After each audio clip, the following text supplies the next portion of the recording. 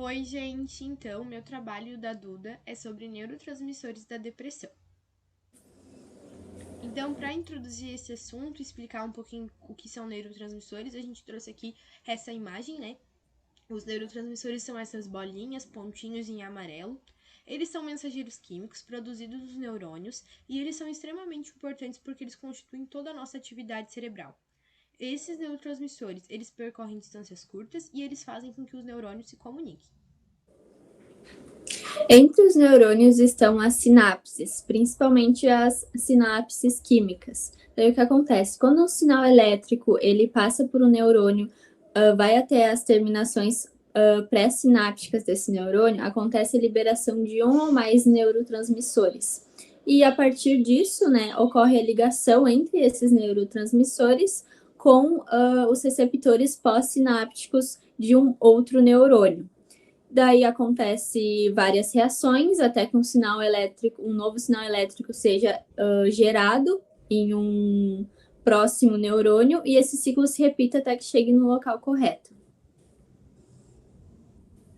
Bom, então a gente trouxe aqui essa imagem com vários neurotransmissores. No nosso sistema nervoso existem mais de 40 neurotransmissores, então aqui estão alguns mais conhecidos, alguns que a gente já estudou aqui mesmo nessa disciplina, como adrenalina, luta ou fuga, noradrenalina, concentração, dopamina, prazer, glutamato, memória e outros, né? Assim, as células possuem, na verdade, receptores específicos para cada tipo de neurotransmissor. Então, assim, a função do neurotransmissor depende muito do receptor a qual ele se liga. Esses receptores eles podem ser excitatórios ou inibitórios. Então, o excitatório realiza a criação de um sinal elétrico no neurônio receptor e o inibitório realiza a restrição de um potencial de ação no neurônio receptor. Falando sobre a depressão é uma doença que afeta o emocional de uma pessoa e a gente vê que está cada vez mais presente na sociedade de hoje, né?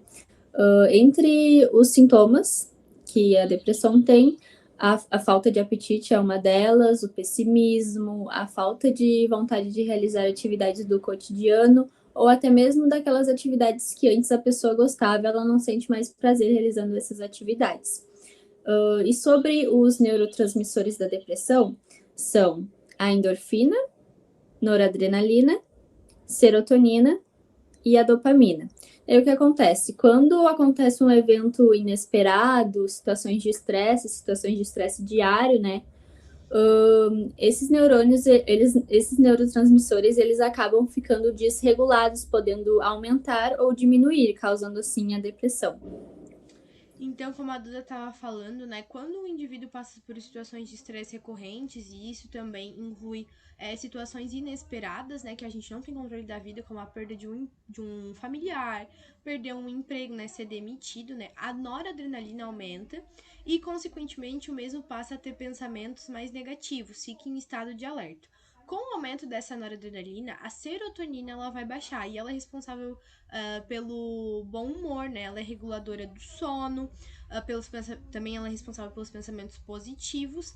E assim como a serotonina, a endorfina e a dopamina também vão baixar. E elas são muito importantes também, porque elas também são responsáveis pelo prazer, pela disposição, bem-estar, felicidade, né? Então isso é bem complicado. Então, esse quadro, ele acaba gerando ali a depressão, né? E não só uma queda das funções pelas quais os neurotransmissores são responsáveis, mas também influencia na libido, no apetite, entre outras questões, né? O que acontece é uma restrição na liberação, uma restrição no número de liberações ali daqueles neurotransmissores, né? Mas o sistema nervoso ele acaba trabalhando, ele continua trabalhando. Daí aqui a gente tem uma imagem para representar uma pessoa um cérebro ali de uma pessoa que não está deprimida e outra de outra que está deprimida. A gente pode ver ali de que não está deprimida tem maior atividade cerebral, tem mais produção de neurotransmissores, já o deprimido não. E para finalizar, a gente conclui, né, com o nosso trabalho, com questões da vida, que é muito importante que o indivíduo ele busque por hábitos saudáveis, que ele busque por fazer atividades físicas, ter uma alimentação balanceada, um sono regulado, né, um sono saudável, que ele procure por atividades de lazer e esteja em contato com a natureza também. E importante também fazer terapia para que o autoconhecimento dessa pessoa seja maior, né, para que ela possa lidar com as situações do dia a dia, do cotidiano, para que essas pequenas coisas não afetem a sua saúde mental.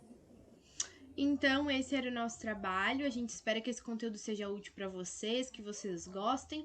E era isso, né, Duda? Até uma próxima. Tchau.